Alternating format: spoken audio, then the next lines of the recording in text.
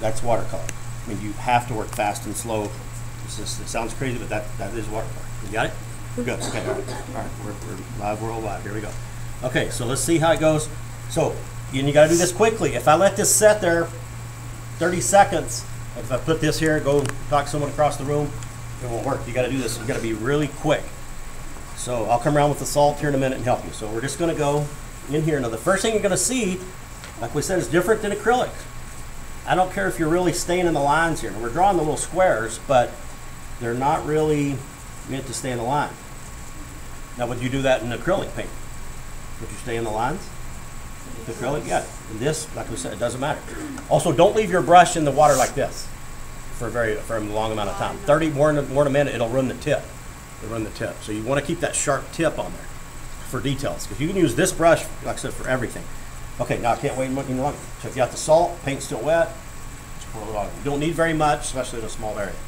Just takes a very little, and then you can see the texture you get. Now, once it's completely dry, 5, 10, 15 minutes, you can rub it off. Okay? You can get snow texture. I've done fish paintings like this with backgrounds, many different things. Okay? All right, so that's the lift off with the salt. So we got to just let it set there now. The next one, we'll put sponge or paper towel. Use either one here, or both. Okay. The sponge. On the paper towel, you want to just kind of get it, kind of crinkle it up like this. Okay, and then you're not going to scrub the paper towel or the sponge. You're just going to kind of press down and lift off. Okay, press down and up. And you can kind of fix some mistakes with this, but not totally. All right. Again, it's got to be wet paint. So let's just keep it the same color. You already got it mixed up. Paint it in here again, like this. And again, you don't have to try to stay on the lines. You don't really, that's not watercolor. It's more freer than the acrylic. So the sponge, I'll just do a little on each side. The sponge kind of has that. The sponge doesn't work real good on the lift off, but as much as they were talking about the pressure, you really want to put some pressure to get it to make it come off. See that? Now you could turn these into flower paintings or anything like that too if you want it. Or tree leaves, textures. You can make a cool texture. So you got some cool texture with that. The sponge, actually the sponge you're going to use like this one. We don't have a spot for this one, but the sponge, especially you don't, while the paint's got a little buttons to it there, you can tap it like this and you can see that could make good bushes or tree leaves, stuff like that. So you want to, actually the sponge you want to dip in the paint. Okay, that's going to be better for the sponge. Paper towel is more of a lift off to fix mistakes, or if you're creating a texture or painting a flower or something like that. Okay, so it's pretty well done. Now the other lift off is sort of lift off. This is where the scraping one comes in. Okay, just since we don't have that, you can just try it with yours. I think it'll work a little, but let's see what happens. So let's just paint a little scene with this one here. I'll find the blue, this blue right here. Let's put a little blue, maybe up there where the sky's at. And let's put maybe some green. Or no, let's put a little brown here. No, let's put green. Let's put green. A little green there. A little green there. Okay. Maybe trees. And just some brown, maybe for the ground. Okay. Okay, so this one is, again, it's got to still be wet paint. If it dries, it won't work. Okay. So you're just going to scrape. Okay. So maybe you're doing grass. Maybe it's tree branches. See? Let me scrape into it and see how it looks there. Okay. So you can make, so it's good for grass, maybe hair if you're doing a portrait. You like to for tree branches, and this one I'll just show you how this will work. Actually, this worked better than I thought. It worked pretty good. This is as good as the other one. So this works. This will work better. Okay. So you have that. So there's your scraping. So that's all the lift offs. And there's several more, but that's the main ones. Salt, paper towel, and the scraping. Okay. Any question on those? Okay, so 3 more here. Now the next one, tape. The next one's going to be masking tape, or in this case, the blue tape. Now, and then these are, right up at the top, these are the resist. So these are the resist technique. So it's resisting the paint on these. So we'll take the tape, and then we'll try to put some tape down. You can spell your initials, you can paint. You're trying to protect the white, save a white area, so you can tear this however you want, but just basically just putting it on here. See, kind of see what happens. So let's just put some tape like that. press it down, and then just paint over it. Just purple and just paint right over. You can see it, how it resists the paint. Everyone see that? Okay. All right, so you just, now let that dry, okay? Now, again, if you peel it off now, it's a mess. So let it totally dry. It takes, 10, 15 minutes, 20 minutes to completely get. And when you peel it off, and I'll show you later, you just want to kind of roll it off. If you just take it and rip it, even though it's the blue tape, it'll still tear it. Okay, the next one is the Frisket. Okay, now this one's the one you got to be careful with your good brush. So Frisket, sometimes you'll see it as mascoid as well, but this one has a strange smell. You see over there, Yesenia, can you see? Oh, come over here so you can see better.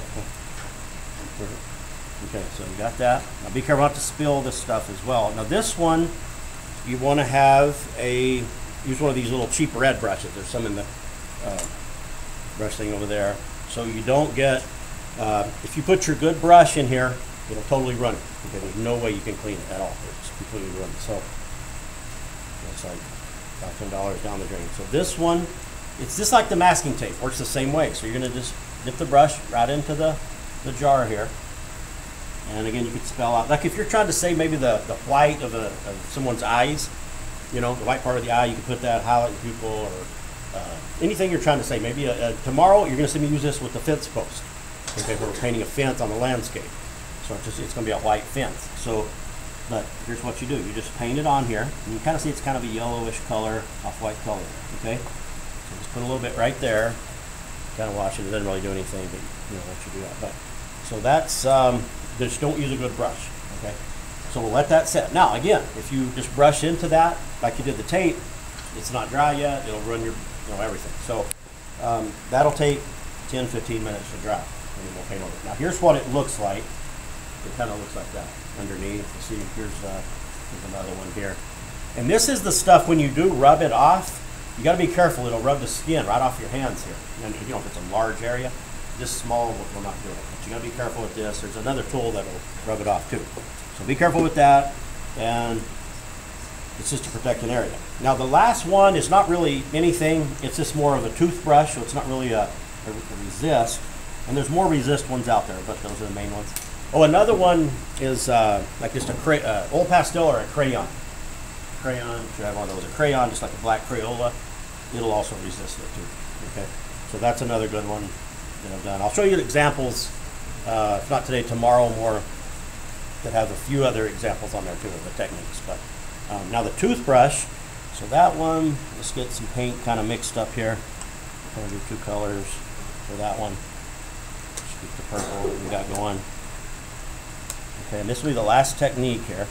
Now the toothbrush, we got several of them here. You're just going to take this and you're going to rub it in to the palette right here. Okay, you're going to try not to rub too much into there. You waste too much paint. Just rub it into the palette. This one you may take your hand or paper towel or another just scratch sheet to protect the other area because it's going to splatter everywhere. So you're going to take this and it'll wash off your hands. So it's not toxic paint. And you don't want to get this on your clothes either. Watercolor is hard to get out of clothes. But you just splatter it, take it like this, and you just kind of splatter it. Good for texture, sand, kind of ground texture. You can do different colors, darkens, and see how the toothbrush splatter works. Okay, there's another one there, another one here. Okay, so let's see if the Frisket's dried there. The salt, it's still not dry. I don't want to rub that off yet. Probably just wait. Actually, we'll wait till we do that one too, till we do the other one. So now, the next thing we'll do, we're going to give you your paper. We're going to have you try these techniques, and we'll call you back up and we'll do the washes. Okay. So the washes we'll do next. So you got water and you can get your paint set. So you'll just need some paper towel, and then we'll leave this stuff here if you need the tape, the salts, the toothbrushes. We'll have that one. So any question on the techniques? Okay, all right, so let's have you go. You can kind of pause it there. Okay, so you can see how the tape worked. Okay, all right. And then anyway, so that's those. Now, so the techniques, and where I'll put the washes next. So the wash, Oh, well, one thing I want to show you, a couple of things. Now, pen and ink is very good too. The micron pen is very good for another technique as well. You can have it on. One other thing too on the scraping, you can scrape before you paint. Also, let me show you that real quick. And if you already see some of you up close, but you see those lines still in there. Okay. I just know a Western artist who would paint like cowboy boots and blue jeans, and before he started, he would scrape into his paper. He used a big, heavy, thick paper. Remember when you did the vocabulary? What's it called? How's paper described? In the weights? Yeah, and the paper weights. So the 300 pound, this you're using 140 pound, but he would scrape into it with a nail and then make texture of the boots and jeans and stuff. But anyway, so you can do scraping before or after, I'll tell you that. So, oh, and then the pen and ink. Again, you can do pen and ink. You can draw it with ink, and this is not a waterproof, and you can paint right over the ink as well, and your ink will show through. And I'll use the ink. I'll usually use it at the end. I'll kind of accent little lines and stuff with the ink pen. So the ink pen's also very good to use. Graphic designers, these are careers you can go into. Illustrators, they will use the ink a lot with watercolor. Okay, so watercolor goes to scratch board, pen and ink, many things. You see a pen and ink one, this one from the AP class. This kid may go into like architecture, but he's using pen and ink with watercolor. See right here.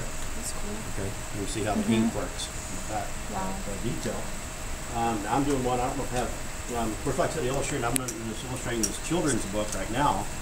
And you've seen with these Chihuahua dogs for the story. This is one in the Grand Canyon. These dogs are just. I don't give any ink on these, but these are the pages that I'm doing for the book.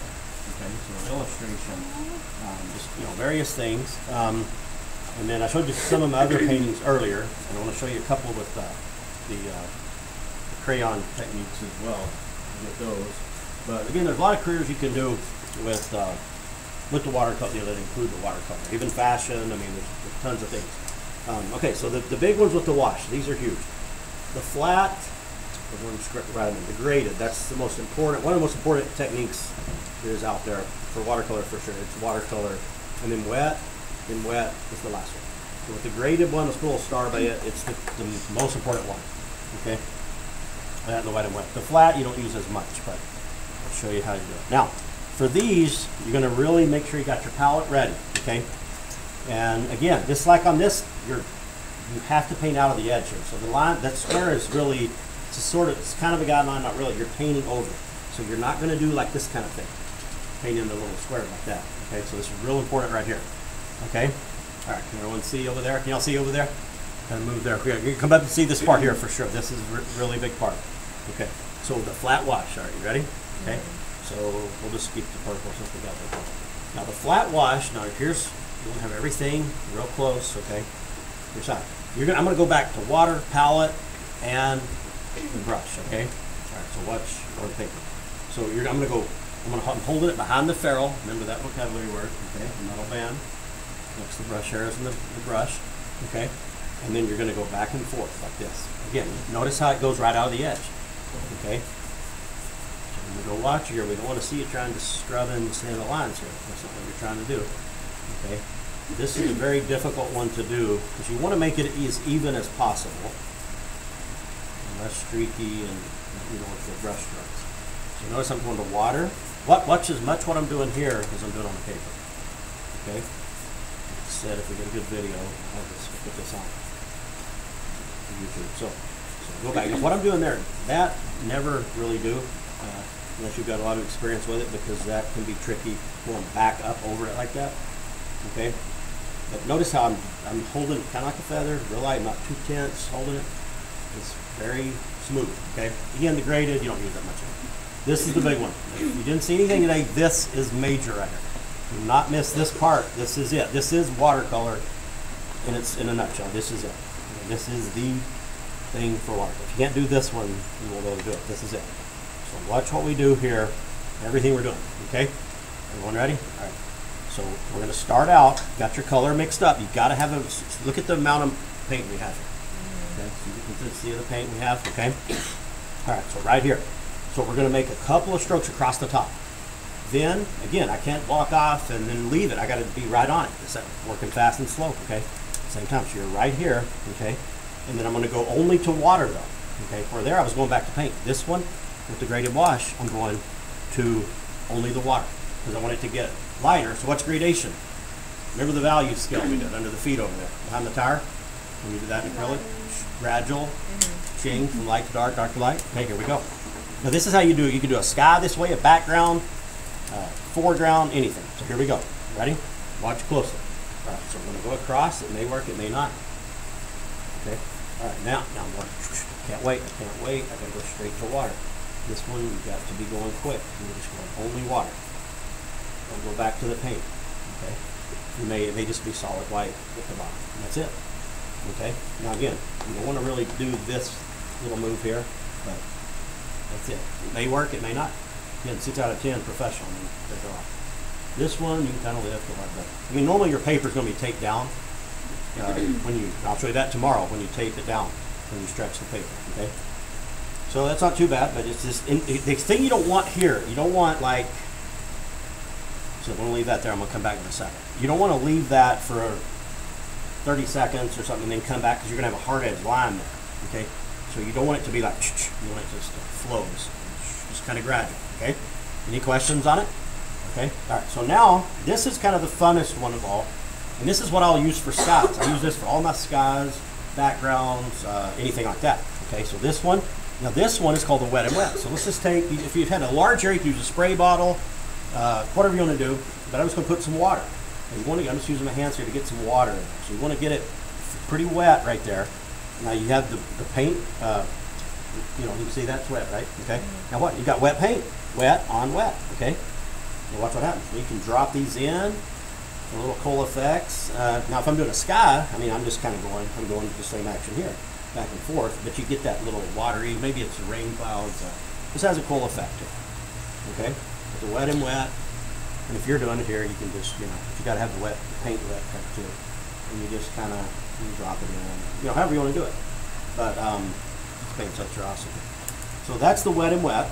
So you got the flat wash, which you don't use as much. It's tricky anyway. The graded, the major one, we start it. The wet and wet. And again, that one you could lift it, but a lot of times the paper it's on a board. But anyway, so that's so. Oh, and then one other thing too, before you kind of hit these. This is a palette. We have a few of these. If you want to, you can put your water in and mix there. These are more for tube paints though. So and then this is more of a professional though too for the tube paint. So you put your paint here, you mix. But honestly, like I said, for me, these are better than the tubes. This paint set is the best there is. So that's good. Then they have gouache. Remember what is gouache? Remember that? Gouache. It was on the vocabulary. We're going to use it tomorrow. I'll show you all the other paintings throughout. Remember what it is. It starts with an opaque. Now watercolor is the main thing of watercolor. Remember from the words we looked at. What is this? Starts with a T. You can see through it. Watercolor is transparent. It's thin. Okay. Gouache is, I can't see through this. So gouache is like your acrylic or oil paint. It's opaque. So gouache is that opaque. I don't even remember. But anyway, we'll put that tomorrow. But anyway, that's pretty much the main thing. So watercolor, hardest technique to use. Let's get the washes and let's get it done. Let's see what we got. So